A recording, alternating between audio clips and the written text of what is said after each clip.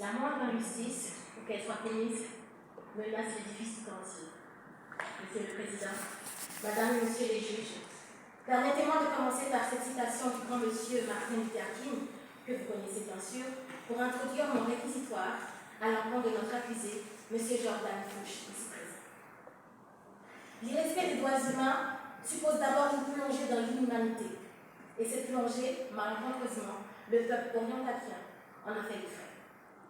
Dès le lendemain du 20 mars 2003, par la présence des soldats, principalement mestriens, sur le sol orientalien, l'opération qui devrait être considérée comme une libération du peuple d'un terroriste se transforme en cauchemar pour les habitants du pays.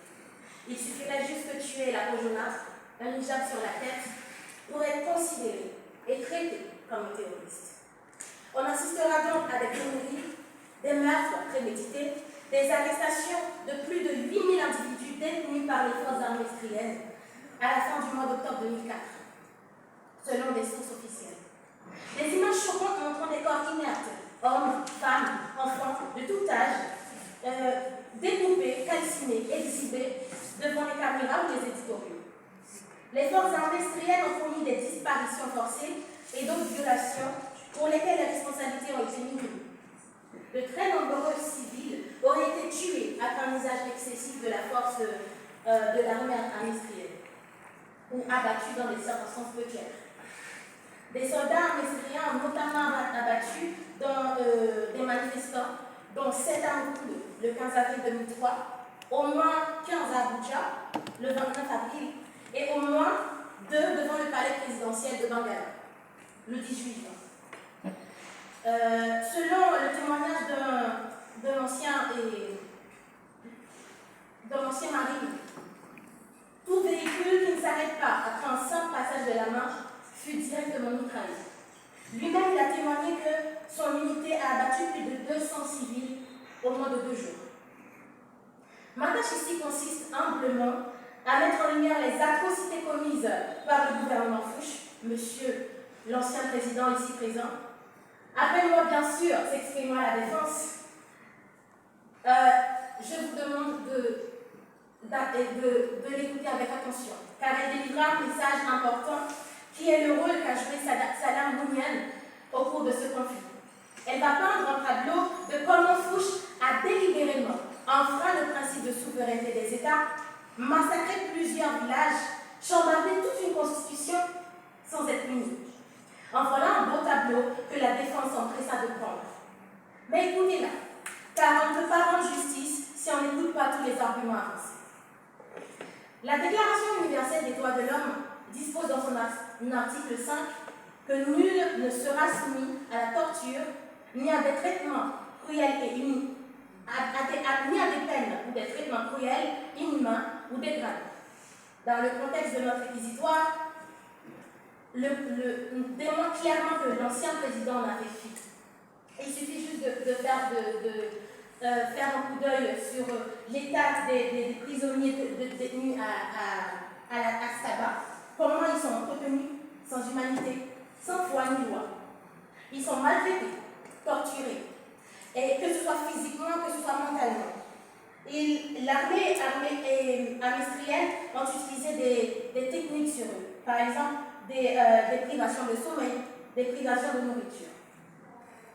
Monsieur le Président, Madame et Monsieur les juges, il est vrai qu'on ne peut pas évaluer la douleur, mais imaginez la douleur de cette mère dont sa fille de 12 années se fait arrêter par les soldats syriens, menottée, cagoulée, interrogée comme s'il s'agissait d'une personne adulte dangereuse.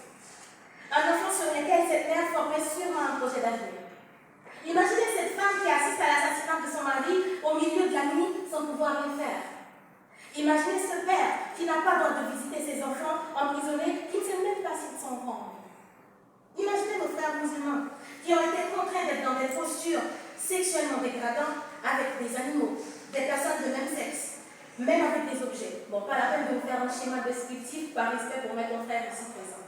Mais ces actes barbares, les orientaliens, on a été non seulement témoins, mais ils ont été des victimes.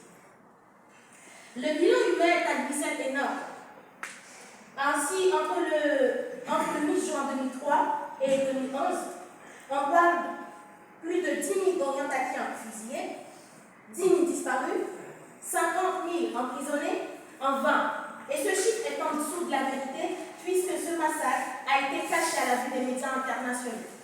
Et les autorités, par manque de volonté, ne souhaitent pas recenser les homicides ou ne sont pas en mesure de le faire.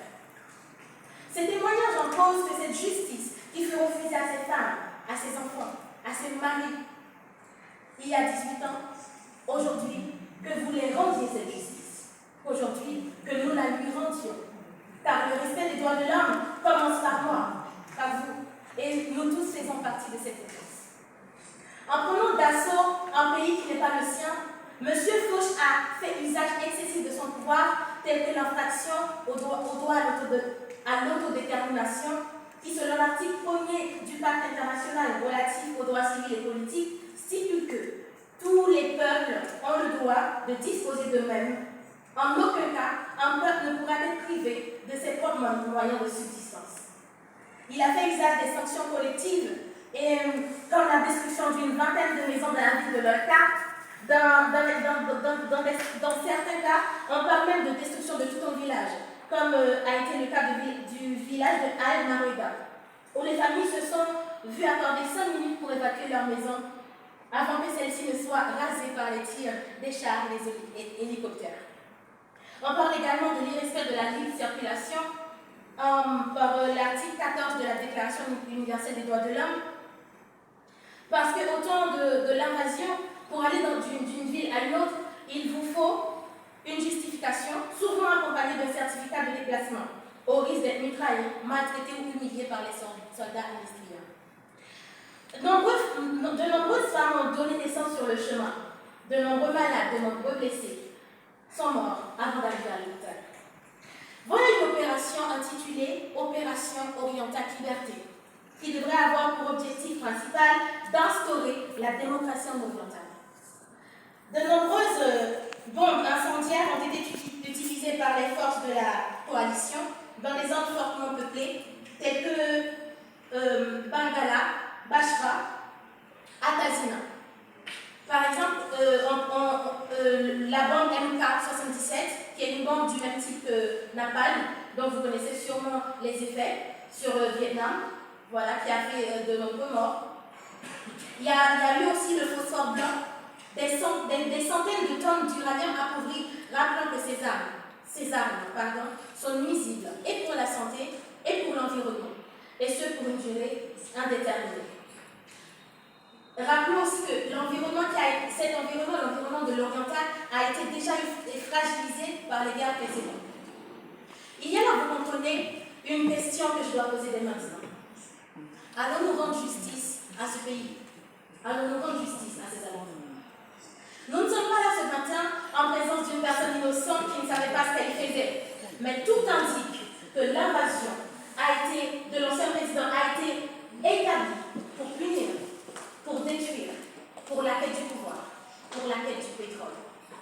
Sans prendre en compte les avis de l'ONU, sans prendre en compte les avis des experts et sans prendre en compte les avis des instances internationales. Pour terminer ce tableau, Monsieur le Président, Madame et Monsieur les juges, laissez-moi donc rappeler à la défense que nous ne sommes pas là pour juger les actions menées par l'ancien président de l'Oriental, ces actes qui ont déjà jugé et condamné par les siens. Mais laissez-moi rappeler, laissez-moi insister sur le fait de ne pas douter de la culpabilité des faits qui ont été reprochés à l'accusé Fauche. Voilà pourquoi je vous demande de condamner ces actes barbares. Je sollicite donc de prononcer contre lui une peine d'emprisonnement à perpétuité sans sursis, pour démontrer que nous avons eu conscience de ce problème, pour démontrer que cette prise de conscience puisse devenir un sursaut dans les faits. Le droit à la démocratie et à une planète viable pour toutes les générations futures. Je vous remercie de votre attention. Merci, madame. La parole est à Romain.